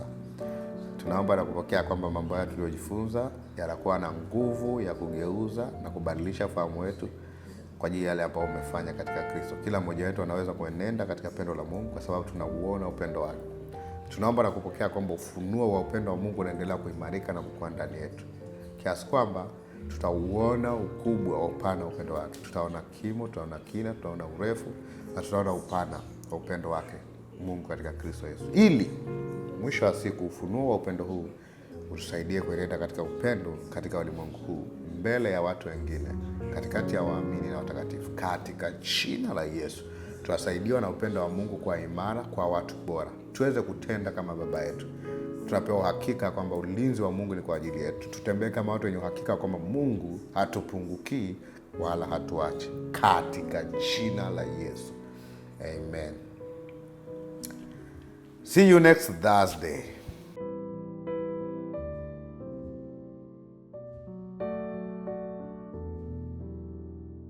Hello. Naamini muda wako haujapotea bure. Kile ambacho umekipata, it's worth it. Mungu akubariki sana. Mwisho wa episode moja ni mwanzo wa episode nyingine. Tukutane wiki ijayo kwa episode nyingine mpya kabisa. Mungu akubariki. Karibu na uendelee kuwa sehemu ya familia hii. Amen.